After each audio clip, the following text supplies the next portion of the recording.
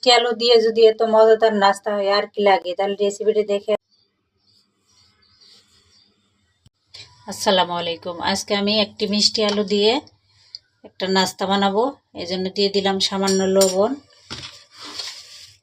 স্বাদ মতো চিনি, আর দিয়ে দিব শুকনো চাউলের গুঁড়া। এখন সবগুলো উপকরণ একসঙ্গে ভালো করে মিশাই। এই তো এখন মিশানি শেষ হয়ে গেছে। এখন আমি ছোট ছোট করে লিচি কেটে নিব।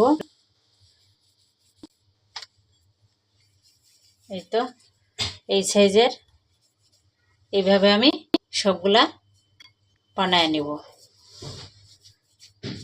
আপনাদের বোঝার স্বার্থে আরেকবার আমি বানায় নিলাম। এইভাবে আমি বাকিগুলোও বানাবো। এখন আমি এই বাটিতে পানি নিয়েছি, একটু হালকা করে ডুবাইয়ে এই তিলের সাথে আবারও এটা কোট করে নেব। এইভাবে আমি সবগুলাই কোট করে নেব। এখন আমি ডুবা তেলে এগুলাকে ভেজে নেব।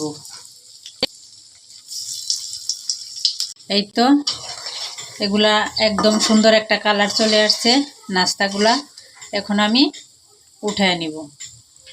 এই তো রেডি হয়ে গেল আমার নাস্তাগুলো। এগুলো কিন্তু বাচ্চাদের টিফিনেও দিতে পারবেন, বিকালে চা বসিয়ে দিয়ে আরেকদিকে এই নাস্তাটা বানায় খাইতে পারবেন।